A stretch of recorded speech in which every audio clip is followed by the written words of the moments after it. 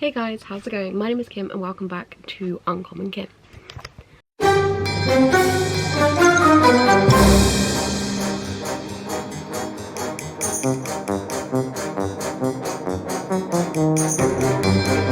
So today I thought I would do a book haul for the Burr months video. So basically a bunch of books I've bought recently or pre-ordered and the pre-orders have come in that I would love to read during the Burr months. If you don't know what the Burr months are, it is September, October, November, December.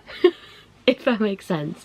But these ones specifically are just for September and October mainly. I will probably do another one, like a part 2, where I talk more about like Christmassy books that I'm planning on reading, but these specifically are spooky, cozy, autumnal vibes that I'm really excited to read, or that I have just bought because they look cool. Understood? I have a bunch of books to get through. I have a couple of romances, I have a few YA mysteries, a few cozy fantasies, and then loads of thriller and horror books because that's spooky season, I suppose. But I'm going to go through each one. I may talk about the synopsis of some, I may not of others, and we'll just kind of go from there.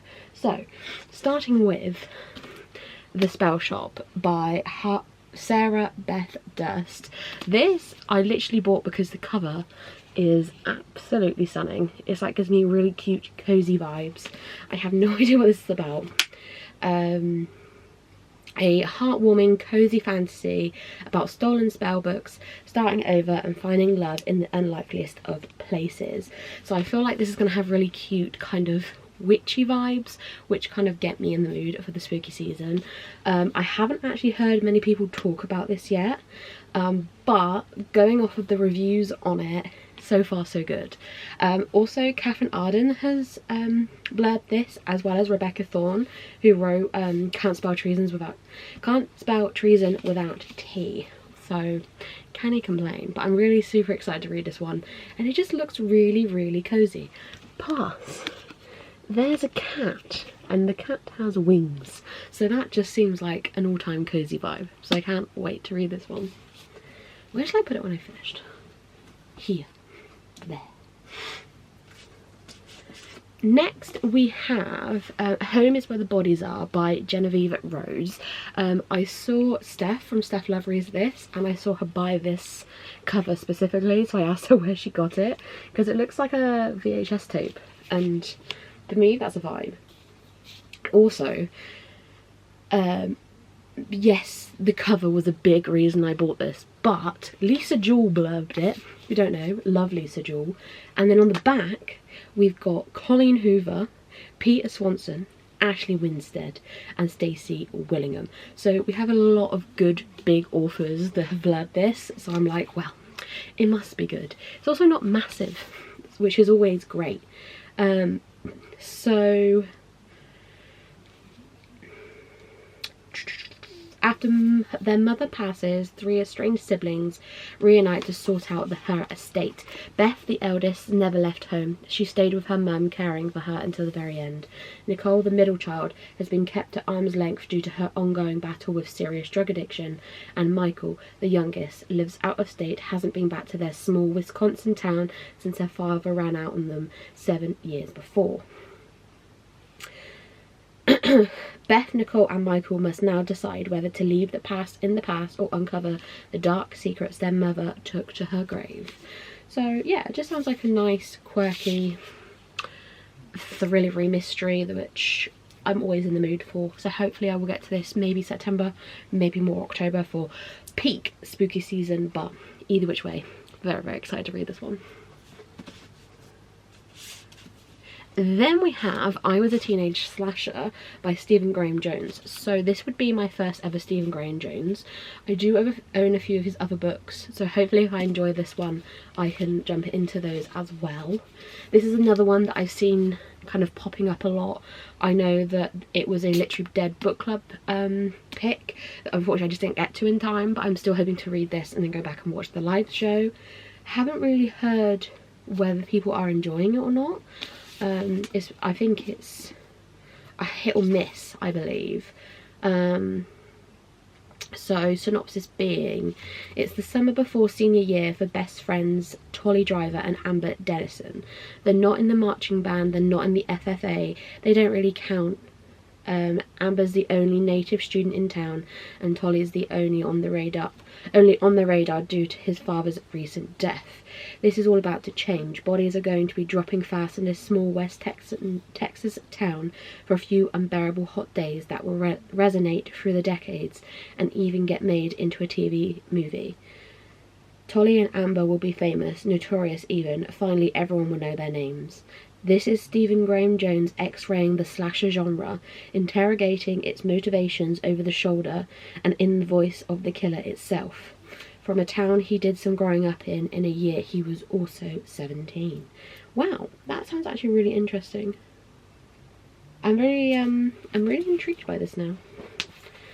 Just based off of the fact it's saying about it's kind of in the voice of the killer itself, and from a town he actually did grow up in. That sounds really interesting.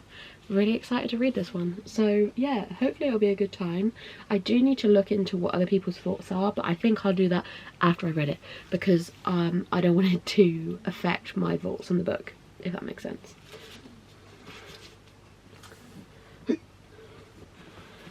Next we have The God in the Woods by Liz Moore. So this is the Literary Dead Book Club pick for September, so I am hoping to read this for that, because it is also on my Magical Readathon TBR, so hoping I'm going to have time to get round to this one. So I believe it's about a family. So some said the Veneers deserved everything they got, that they never even thanked the townsfolk who stayed out all night in the freezing forest trying to find their son, who had gone missing from their mansion in the hills. Some said there was a reason it took the family so long to call for help, that they knew what happened to the boy. Now, 14 years later, their teenage daughter has gone missing in the same wilderness as her brother. Some say the two disappearances aren't connected, and some say they are. It just sounds like really twisty-turvy thriller, which I'm all for. I like the vibes, so hopefully I will get on with this one. It will be really interesting to hear what other people's thoughts are when we get around to the live show for Literary Dead Book Club, because I feel like it's going to be one of those where it's very split, where you've got some people that really enjoy it and some that don't, so it'll be very interesting to kind of see other people's point of view. Next I have a book that me and Lauren both picked up when we went and met Maureen Johnson in Bath, which is Lady Macbeth by Ava Reid. I know absolutely nothing about this, and I've never read from Ava Reid before, but I know a lot of people that enjoyed, oh gosh, what's it called? A Study in Drowning, but I never read that, and I probably will if I enjoy this one. But the lady in the bookshop we went to said that she really enjoyed this one, so hopefully me and Lauren will follow suit. Main reason me and Lauren picked it up is, 1, the cover is stunning. 2, it says death touched, poison eyed and witch kissed, so just vibes to be perfectly honest. So a reimagining of Lady Macbeth, Shakespeare's most famous villainess, giving her voice, a past and a power that transforms the story men have written for her. The lady knows the stories that her eyes indulge madness in men. The lady knows she will be wed to the Scottish brute who does not leave his warrior ways behind when he comes to the marriage bed. The lady knows his hostile, suspicious court will be a game of survival, requiring all of her wills and hidden witchcraft to survive. But the lady does not know her husband has occult secrets of his own. She does not know that prophecy grinds him like armour.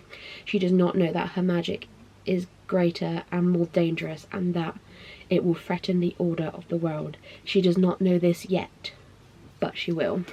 So I'm just really excited about this, to be honest. I quite enjoy the kind of Lady Macbeth story, like the original story. I remember learning about it at school and I quite enjoyed it, so I'm very interested to see and hear like a book in her perspective, as I can't really think of a reimagining that has been done for Lady Macbeth before, not that I've personally read, but it is something that I would very much be interested in, so hopefully it will be a good freaking vibe. And I do believe me and Lauren are going to buddy read this, so maybe if I remember I will do a vlog of my opinion of this, but also get Lauren to do it with me, so she can do like little clips here and there, and I'll have little clips here and there, of us reading this together for spooky season, hopefully.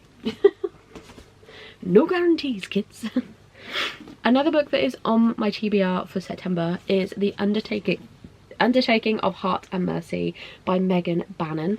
I've seen so many people reading this recently, and a lot of people really enjoying it. This is the really nice like fairy loot edition. It's really quite cute. I have just pre-ordered book 2, even though I haven't read this, only because I just think I'm going to love it, personally. The reviews that have come out about it have just been really good. I've seen G from Book Roast has read it, and so did Becca from Becca in the Books, so I do just think I am going to really enjoy this one. I'm not going to fully go into the synopsis, but basically it says the House on the Cerulean Sea meets You Got Mail in this quirky, refreshing fantasy with a rom-com worthy twist. So Hart is a marshal tasked with patrolling the magical wilds of Tanria, and it's an unforgivable job, and Hart's got nothing but time to ponder his loneliness. So I believe Mercy has never had a moment to herself. She's been single-handedly keeping Birdsall and Son undertakers afloat in a defiance of sullen jerks like Hart, who seems to have a gift for showing up right when her patience is thinnest. So it just sounds like a cute rom-com, but has death vibes. Because it's about like a Mercy who works for an undertaker. So I do just think it is going to be quite a fun, quirky vibe. And a nice book to read during spooky season. Plus, I love the fact this got like skeleton hands on the cover. I just love the cover, and like I said, yeah, I've pre-ordered book 2, just because I do think I'm gonna love this, and I'm gonna want to read book 2 in the Fairy Loot edition. So I have pre-ordered that, which I believe comes out this month at some point. So yeah, really excited, really excited to read this one, and this is on my TBR for September. Next I've just stabbed that, good god. Next I have 2 Stephen King books. I am currently collecting the Stephen King books with like these edges where they all match, because I have a problem. Have I yet read a Stephen King book? No. Will I proceed to buy them because they look cool? Yes. You never know. This spooky season might be the first time I read a Stephen King novel. Might. But the 2 that I have bought is Mr. Mercedes and 11/22/63. So 11/22/63 I did own. I unhauled it because I wanted this edition. But that's fine. But basically I believe it is about the JFK assassination. I don't want to go into details because honestly I don't really want to know myself, but all it kind of says, so the first kind of paragraph is, on November 22nd, 1963, 3 shots rang out in Dallas, President Kennedy died and the world changed. Unless, and then it says, in 2011, Jake Epping, an English teacher from Lisbon Falls, Maine, sets out on an insane and an insanely possible mission to prevent the Kennedy assassination. I believe this is something to do with like time travel, so I am very much interested in reading this one. I think it will be a fun time. Someone I work with recently read it and she loved it, but she is a Stephen King nut, so she will, and we'll see how I get on. But literally like the cover has the JFK car, and then there's like a squirrel in the background which is like time travel, I think. So I think it's going to be a vibe. And I am a bit weird and get obsessed with things like this, so it is what it is. And the other one is Mr. Mercedes, which again, I do own a copy of the older edition, but I just want an edition to keep like this. I'm going to keep my old editions of Mr. Mercedes only because my friend bought them for me, but I did want one just to fetch. So I believe this is more like crime thriller. So it is who is going to be the fish in this relationship and who is going to be the fisherman. Bill Hodges, retired cop, tormented by the Mercedes massacre, a case he never solved. Brady Hartsfield, perpetrator of the notorious crime and preparing to kill again. Now each enclosing in on the other is a mega stakes race against time from worldwide bestseller, master of suspense, Stephen King. So it's more crime thrillery, this one in particular, which is why I think I will probably enjoy this more than his more like horror-y stuff. But again, I'm quite intrigued by the fact we follow the murderer in their footsteps and not just the people trying to find out who the murderer is. I do quite enjoy that aspect, so very excited to read both of those. Okay, and then we have a couple of YA mysteries. I don't really know what to count the other one. I'm just going to say mystery. And then we also have 2 romances. So the YA mysteries, we have Death at Morning House by Maureen Johnson, which I have already read. And if you don't know, I did a whole vlog of me reading this book and also meeting Maureen Johnson. So if you're interested in that, it is on my channel somewhere. I might link it down below if I remember. But it was a vibe. This is signed by the Queen herself. Because I met her, but in this book we follow Marlo Wexler, who unfortunately sets somebody's house on fire then goes away, gets sent to a place on an island, and on the house on the island is called Morning House. And basically that house, years and years in the past, I think it's like 1932 or something like that, there lived a family there, a family of about 5 or 6 children, all which were adopted by this doctor and are brought up on a very strict like diet and regime and schedule. Unfortunately, 2 of those children ended up passing away, and it is basically Marlo in this house and slowly discovering what happened to those children, but also finding out what is actually going on in present day. At present day, the people she meets while at Morning House, nothing is as it seems, especially when the woman that brought her to the island disappears. It is an amazing book. I really enjoyed myself. I ended up giving this one 4 stars just because it didn't, for me, have the oomph, but it was still a really good read. I really enjoyed myself. This is a standalone. If you know Maureen Johnson's writing at all, she usually writes a series called Truly Devious, and this is the first standalone she has done away from that series, and it does still top notch for me. Next year we're going to be having another Truly Devious book, which I am beyond excited for. So it's very exciting, and I really recommend this one if you want to just get into Maureen Johnson's writing, or you have read from her before, or you wanted to get into YA mystery. It's a really good place to start, to be fair. I was very happy with this book. Next we have another new release, but it is Karen M McManus, which is Such Charming Liars. Now, I don't know why I keep buying these. I think just because I have a problem, but I'm not fully caught up with Karen's work at all. I do enjoy her books when I remember to pick them up, but to be honest, I haven't picked up probably the last 3 she's brought out, and nothing against Karen in the slightest, it's just me. I will probably somewhere down the line do maybe a vlog or something where I catch up with Karen, because I am very much still interested in her YA mysteries. It's just a matter of forcing myself to read them. But this is her most newest release. Again, they usually follow very similar series, like very similar plot lines. So all of these ones are standalones. Karen does have the One of Us is Lying trilogy, which has now come to an end with One of Us is Back, and that is like fully finished now. That series is done, and now she's just kind of doing standalones, and this is her most recent standalone. So I believe, as always, it's probably 2 teenagers figuring something out along the lines of something. I don't really know. I never really look into them. But apparently on the back it's saying it's their last heist. They only have one shot, but it only takes one shot to die. So I'm assuming it's something to do with heists and weird families. That's usually Karen's vibe. So we have got this for if I do plan to read it at some point, which I think I will. It's just a matter of when and can I be asked. But it's here just in case.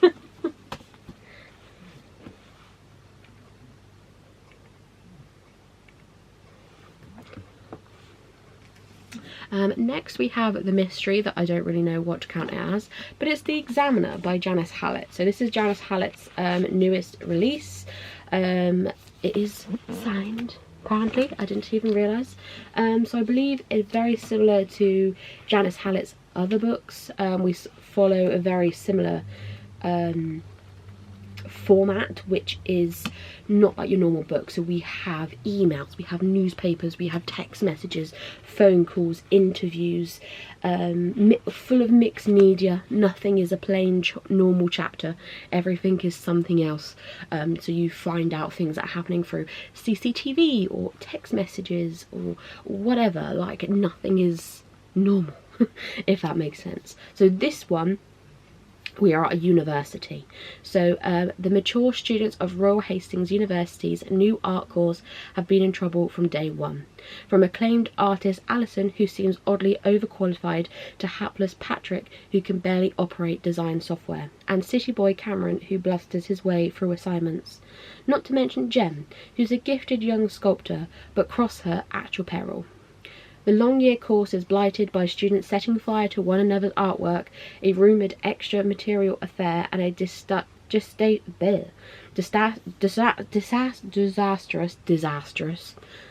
road trip. But finally they are given their last assignment, to build an art installation for a local manufacturer. With 6 students who have nothing in common except their clashing personal agendas, what could possibly go wrong?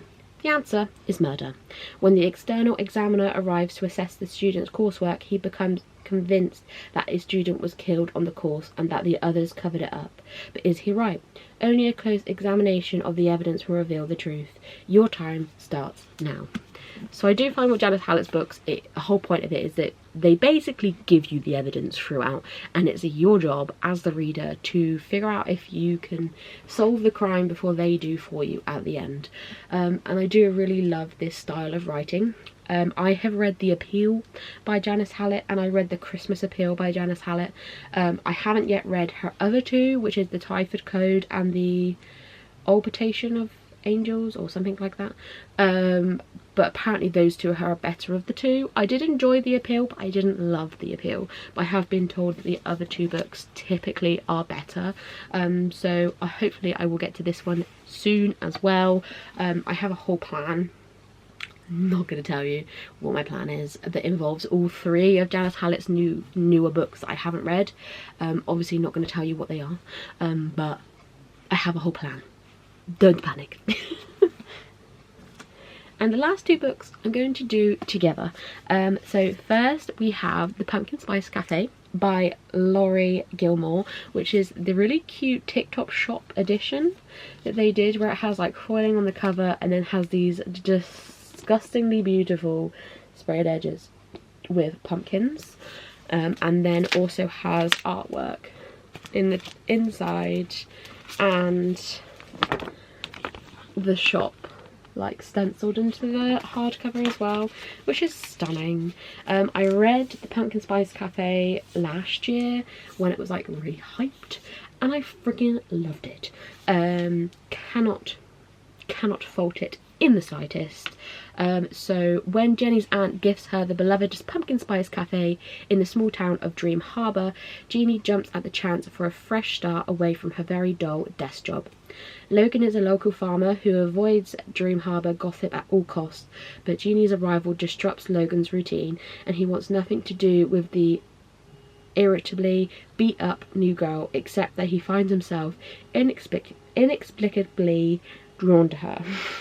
Will Jeannie's happy-go-lucky attitude win over the grumpy but gorgeous Logan, or has this city girl found the one person in town who won't fall for her charm, or her pumpkin spice lattes. I love this book. I do plan on rereading it this year, hence why I've put it on this book haul, but also because I hoard this lovely special edition very soon. But the reason I'm going to be reading this one again soon is because we have the second book, which is The Cinnamon Bun Bookstore by Laurie Gilmore again. This obviously follows two different characters. Again, the cover is so cute. I love it. But yeah, we're going to follow two different characters in this compared to the first book, but obviously we're still based in Dream Harbour. So instead we are following Hazel, who runs the Cinnamon Bun Bookstore, and we also follow Noah, who is a fisherman and has had a massive crush on Hazel for the longest time, and I believe they're like helping each other out while doing a treasure hunt around Dream Harbour, and I cannot wait to read this one. I believe there is another book that's coming out in this series before the end of the year for Christmas, which is great, so I can't wait to read that one as well. So super exciting. Very spicy if you're into spice. Both of these quite spicy, but also they're just so cute and cozy and perfect for the autumnal season. But that is my book haul for the Burr months, part 1. I hope you guys enjoyed this video. If you did, leave a like and subscribe if you are new, as we are going towards 400 subscribers, which is a tiny weeny bit insane, but I really do appreciate you all. Thank you so much. Let me know if you've read any of these and what your thoughts were. I would love to know. Also let me know if you want to read any of these, or if like any of these are on your TBR, or all of the above. If you're not really sure what to say, leave me a pumpkin emoji down below to let me know you got to the end of the video, and I will see you all very soon for another video. Bye.